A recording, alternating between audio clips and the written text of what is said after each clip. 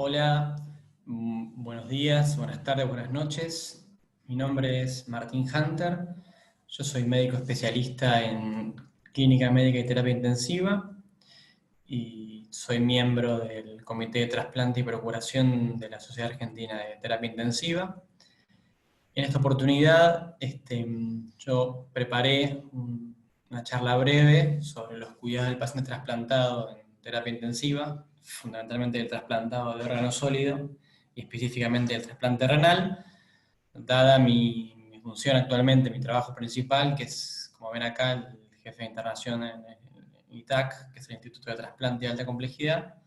también conocido como Nephrology Sociedad Anónima, que es un centro de trasplante que tiene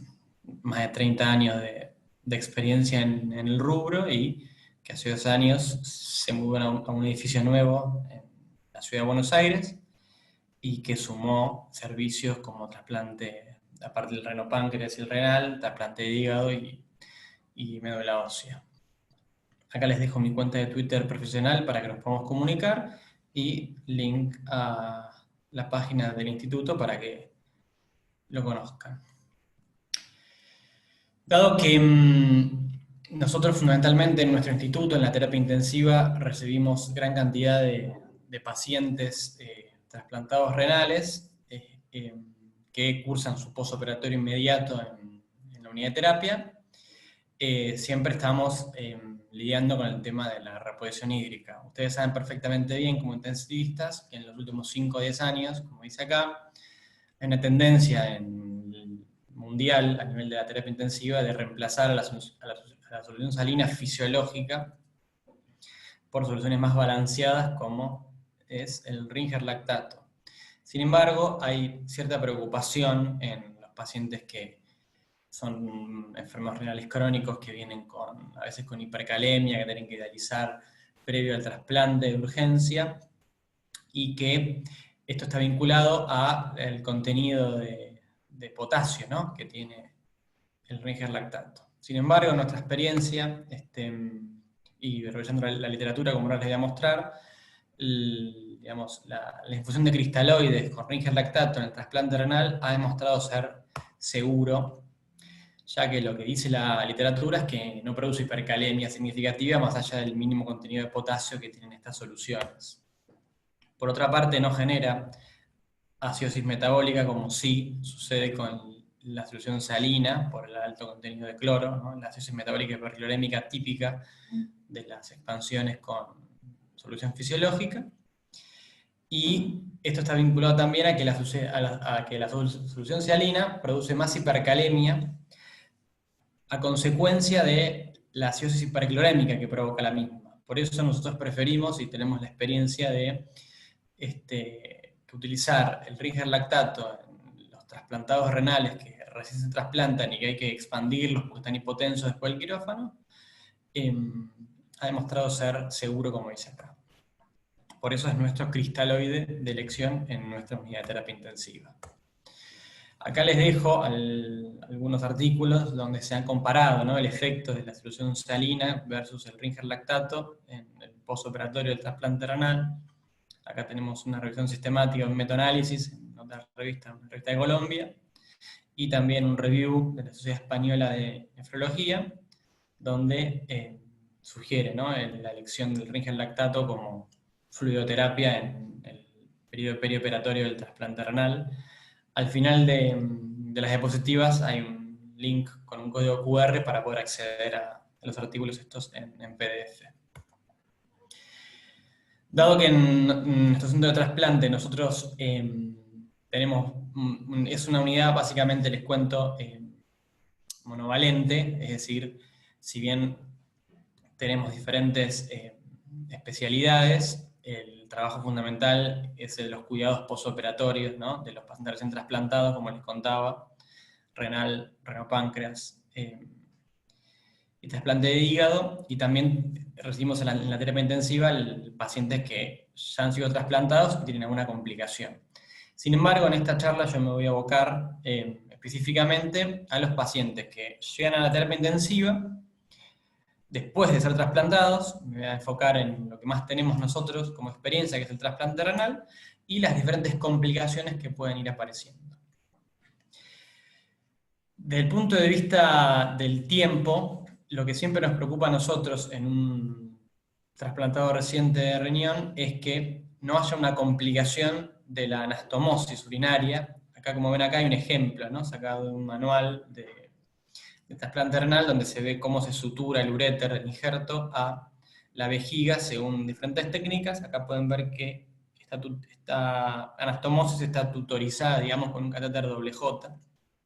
Falta el otro extremo a nivel del riñón injertado, pero acá se ve claramente cómo esto se introduce en la vejiga y se sutura. Bueno, esta unión entre el uréter del injerto y la vejiga, digamos, propia del paciente puede no ser efectiva y se puede producir una fístula, o sea, una pérdida de orina entre el uréter y la vejiga. ¿Cuándo sospechamos nosotros que un paciente puede estar fistulizado? Bueno, el primer signo es cuando un paciente que empieza a orinar, es decir, cuando supera la fase de necrosis tubular aguda típica del post-trasplante renal, en el cual los pacientes empiezan a orinar cada vez más.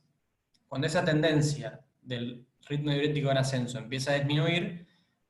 ahí se prenden las alarmas y tenemos que sospechar que no se esté filtrando la orina por este sitio, ¿no?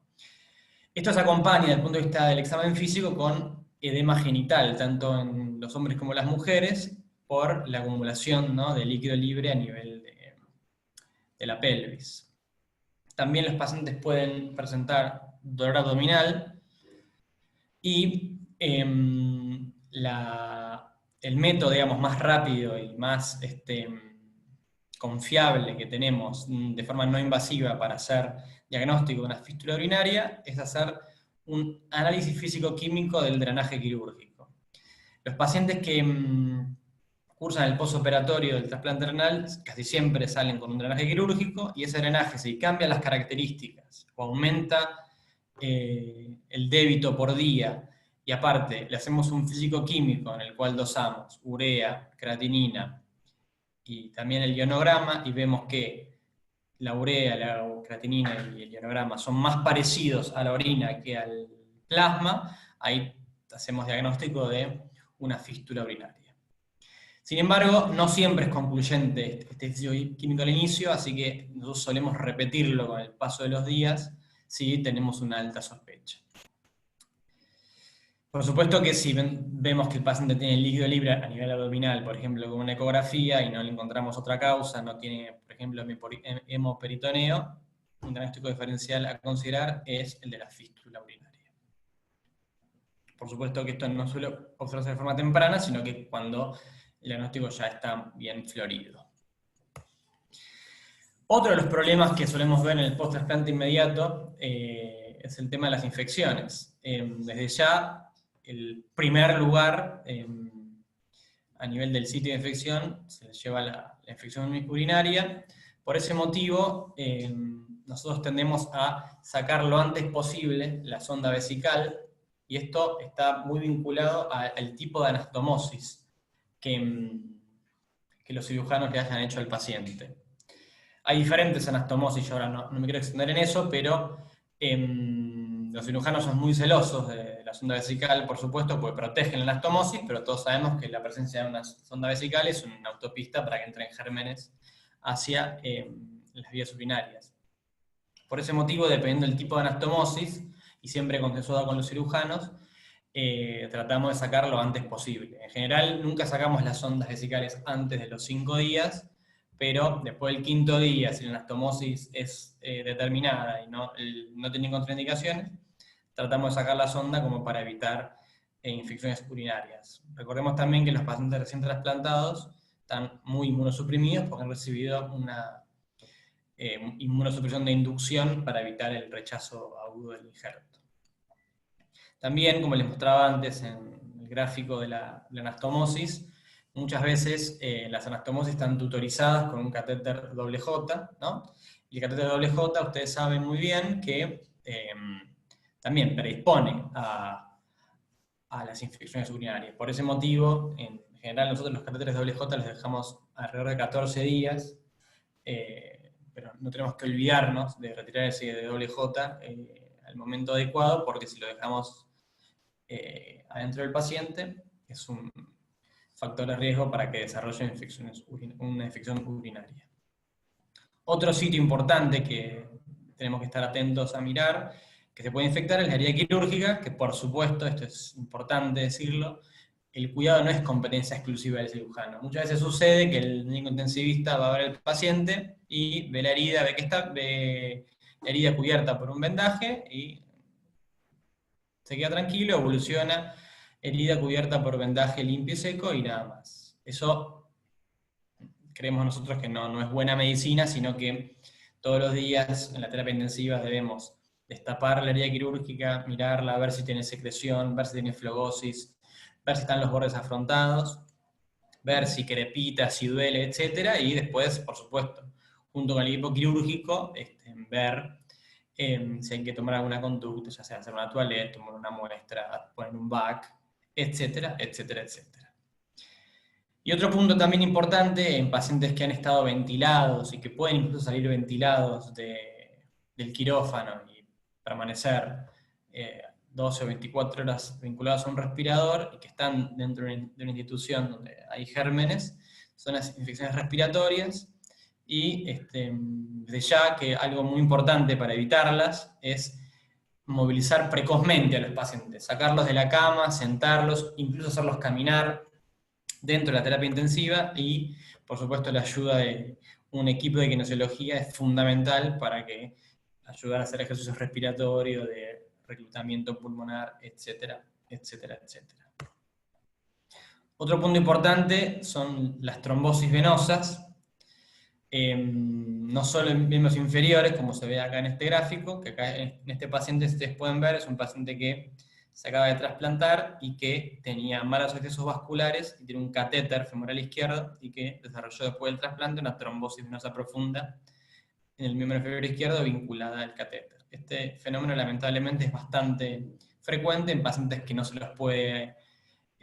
dar o anticoagulación o una dosis alta de profilaxis porque están recién operados y que tienen un estado protrombótico por la enfermedad renal crónica, etcétera, etcétera, etcétera, y la inmovilización en la cama. Sin embargo, lo que más nos preocupa a nosotros en un paciente que se acaba de trasplantar es que no se trombose el injerto. La trombosis del injerto renal puede ser tanto a nivel arterial o a nivel venosa, y nosotros para esto lo que hacemos siempre, lo que es de muy buena práctica, es hacer una ecografía Doppler precoz, siempre dentro de las primeras 12 horas, para ver el adecuado flujo, tanto a nivel arterial como venoso, y lo cual nos deja tranquilos. En un paciente que está con disminución del ritmo diurético, que tiene dolor en el sitio del injerto, que al aumentaron los valores de urea y creatinina y que tiene un mal flujo en la señal Doppler, hay que preocuparse que no esté trombosado, que puede ser una causa de pérdida del injerto en el postoperatorio inmediato. Por eso, en base al ritmo diurético y también, por supuesto, el criterio clínico, hacemos un seguimiento de un Doppler por día, por lo menos durante los primeros 5 o 7 días, en los pacientes que se acaban de trasplantar el riñón. Como les contaba antes, también es bastante frecuente ver pacientes con trombosis venosa profunda, y lo mismo que decíamos en las infecciones respiratorias, para esto es fundamental la movilización precoz y comenzar la profilaxis con heparina alrededor de las 12 horas también del postoperatorio, cuidándolos que no haya sangrado por el drenaje, etcétera, etcétera, etcétera. Las 12 horas del postoperatorio suele ser un momento seguro para iniciar la profilaxis con heparina, sea bajo peso o calciparina, porque son pacientes que tienen valores altos de urea y creatinina. La verdad es que nosotros, en nuestra experiencia, no hemos tenido complicaciones mayores de sangrado cuando iniciamos la profilaxis con heparina luego de las 12 horas del postoperatorio. También hay que tener en cuenta, ¿no?, que estos pacientes pueden estar trombocitopénicos o pueden tener diátesis hemorrágica, y eso complica a veces el inicio de la profilaxis con heparina. Ahí, en esos casos, utilizamos mucho el Flowtron, ¿no?, la compresión neumática intermitente, que es una forma de profilaxis mecánica en estos pacientes que tienen una contraindicación relativa o absoluta para la utilización de heparinas. Yendo más a lo específicamente inmunológico o nefrológico, también como médicos intensivistas que trabajamos en conjunto con los equipos de trasplante, tenemos que estar en la cabeza, tenemos que tener en la cabeza la posibilidad de que nuestro paciente esté con un rechazo. Por más que la compatibilidad inmunológica, el crossmatch y todo lo que se hace a nivel del momento del operativo del trasplante haya dado que el paciente está apto, siempre está la posibilidad de que este paciente tenga un rechazo. Para evitar el rechazo hiperagudo, bueno, lo que se hace es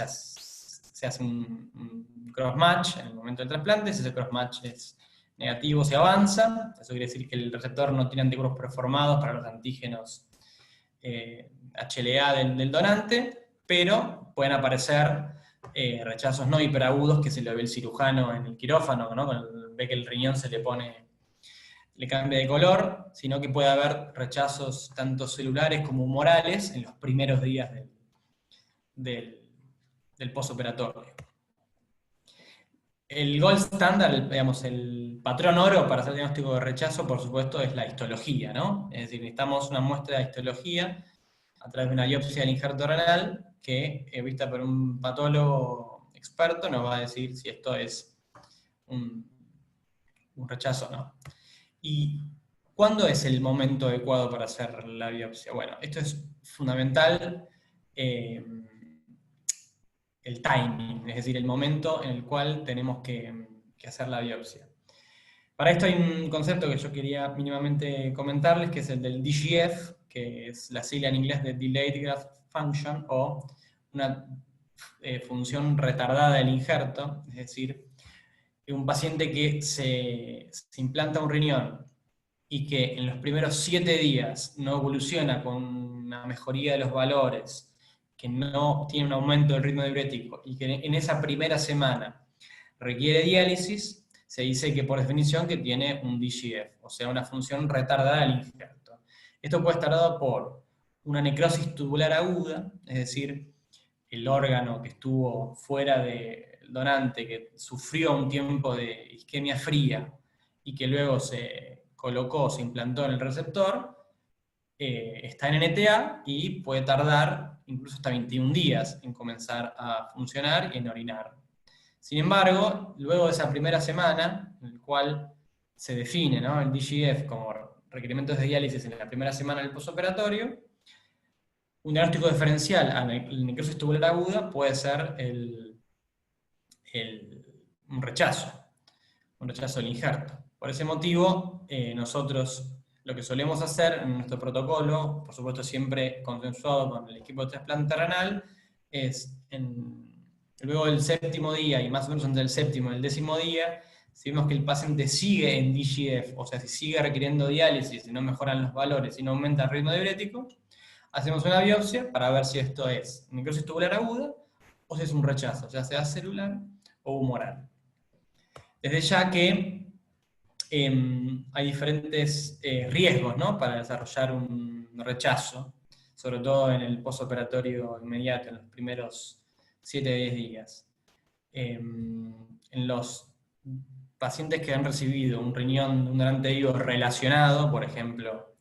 un padre, un hijo o hermanos, tiene un riesgo inmunológico mucho menor que un donante cadavérico, por ejemplo, un paciente que viene, no sé, de la Patagonia, que recibe un riñón, un paciente que falleció en NEA, y que si bien son compatibles, no tienen la misma histocompatibilidad que pueden tener un donante vivo. Entonces,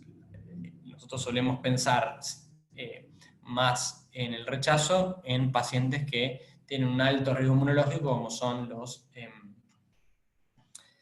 donantes cadavéricos. Y también hay que tener en cuenta que puede haber complicaciones quirúrgicas que, que predispongan, ¿no?, al rechazo, como puede ser una isquemia caliente prolongada, es decir, una isquemia durante el implante, que es una cirugía que se prolonga, pues ya sea por una cuestión técnica, y eso también puede predisponer a que se desarrolle un rechazo del injerto renal. Y por supuesto hay condiciones del receptor, por ejemplo, si ya está hipersensibilizado, por ejemplo, ha recibido transfusiones, si es un segundo trasplante o tercer trasplante y tiene una hipersensibilización, como les decía, ese paciente tiene un riesgo mucho mayor de desarrollar un rechazo que alguien que es su primer trasplante y que recibe una cirugía bastante vivo, por ejemplo, de alguien relacionado como de un padre al hijo, como yo les decía recién.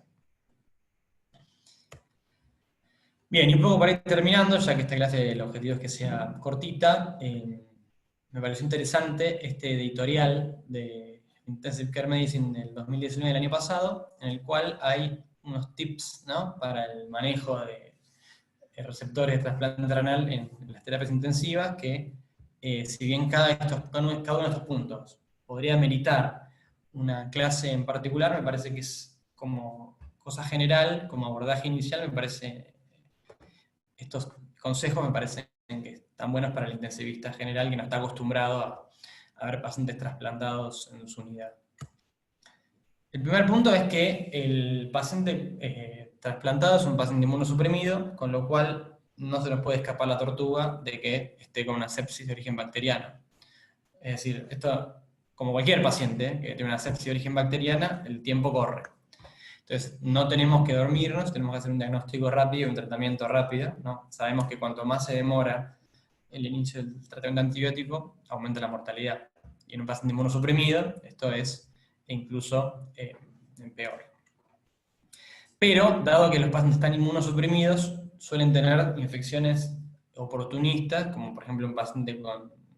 HIV y mal estatus inmunológico, como infecciones fúngicas como Aspergillus, histoplasmosis, criptococosis, o virales, como por ejemplo el citomegalovirus. Esto siempre es importante abrir el espectro de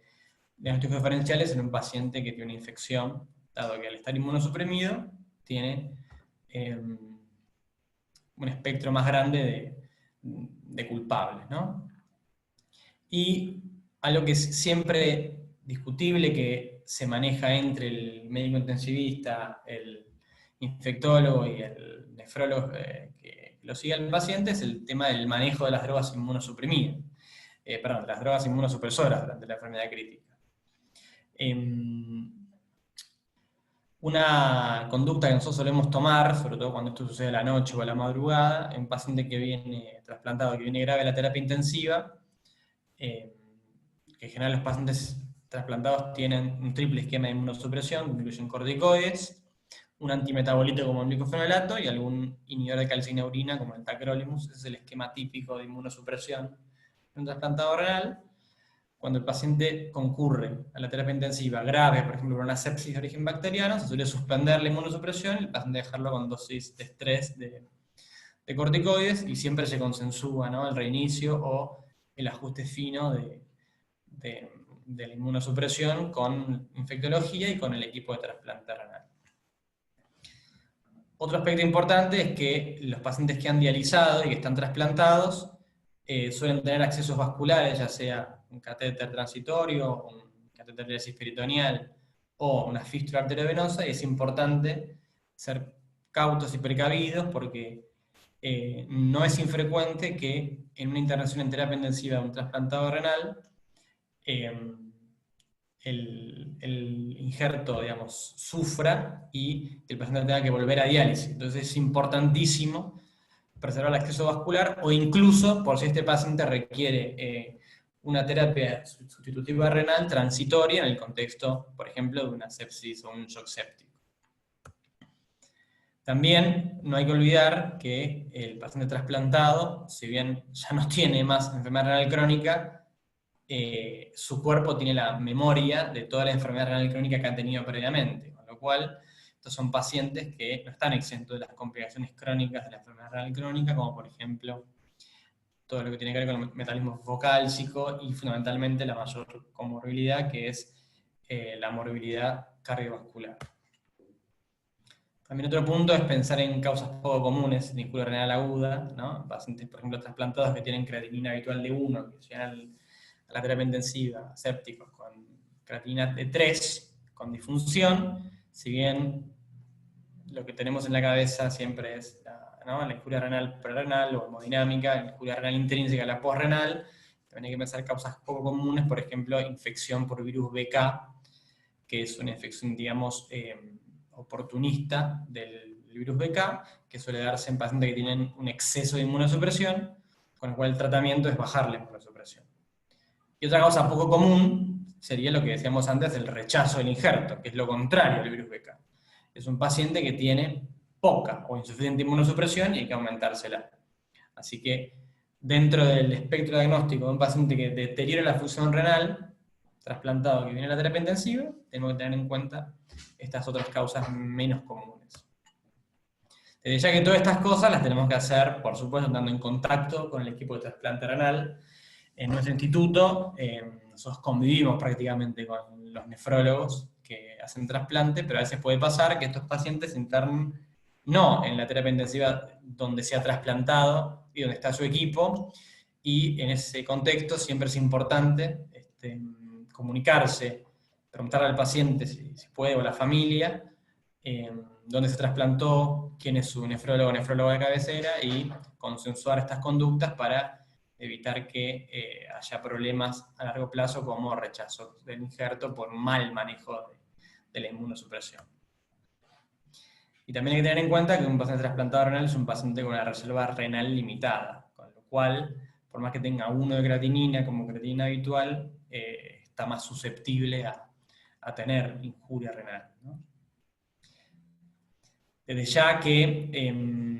estos pacientes suelen recibir mucha medicación y no es para nada infrecuente ver complicaciones, ¿no?, vinculadas a la inmunosupresión. Por ejemplo, el tacrolimus, cuando está en dosis tóxicas, suele dar temblor. El micofenolato, que es el antimetabolito más utilizado, suele dar diarrea y citopenias. Bueno, los corticoides todos sabemos las complicaciones que dan, pero siempre hay que tener en cuenta que el paciente que recibe inmunosupresión, sobre todo si la recibe de forma crónica, es susceptible a tener efectos adversos por esta medicación. Y desde ya, esto que dice acá de lo mejor está por venir, me parece que tiene que ver con que mucho de lo que hacemos con el trasplante de órgano sólido, cuando lo tenemos en la terapia intensiva, tiene que ver con anécdotas, experiencias, lecturas de artículos, lectura de libros, pero hay poca calidad de evidencia, ¿no?, como para que nos guíe en nuestra práctica, y esto quiere decir, de lo mejor está por venir, es que todavía tenemos mucho desarrollo por delante en cuanto a ensayos clínicos randomizados, controlados, y en generar una mejor calidad de evidencia para el adecuado manejo en este tipo de pacientes. Y por último, yo les quería transmitir este concepto que en agosto del 2020, en plena pandemia por coronavirus, todo esto parece haber desaparecido lamentablemente, pero hasta comienzo de este año, nosotros con los jefes de la terapia intensiva ahí del Instituto ITAC, basados en el proyecto Humanizando los Cuidados Intensivos, hemos desarrollado un modelo de unidad abierta, ¿no? Por eso esto de UTI con H no es un error, sino que la H es de humanizando la unidad de terapia intensiva. ¿Qué es lo que este modelo, digamos, pregona? Básicamente romper el modelo tradicional de la unidad de terapia intensiva cerrada y armar una unidad de puertas abiertas. Yo sé que ahora en época de COVID esto parece una contradicción, pero bueno, algún día la pandemia terminará y volveremos esperemos, ¿no?, a nuestra práctica habitual, y esto de la unidad de puertas abiertas incluye tener a los familiares presentes, lo cual genera menos ansiedad, tanto para el paciente como para la familia, explicarles en qué estado está el paciente, que estén más tiempo presentes en la terapia intensiva y que no tengan solamente una hora estricta para visitar, para dar los informes, hace que comprendan mejor todo lo que estamos haciendo nosotros, genera menos conflictos con la familia, con el paciente, y nos pueden ayudar, ¿no?, con los cuidados del paciente que pueden estar, por ejemplo, con delirium, o que hay que darle de comer y no hay personal suficiente porque estamos con mucho trabajo, o incluso para evitar que se caigan de la cama, etcétera, etcétera, etcétera. Desde ya, nosotros creemos en esto, que no es una frase hecha, sino en tener un trato cálido y amistoso con el paciente. tenemos que generar interés idóneo, ¿no? Sobre la vida y su familia. Nosotros siempre les preguntamos a los pacientes de dónde son, cuántos años estuvieron esperando el momento del trasplante, a qué se dedican, dónde viven, cómo es la familia.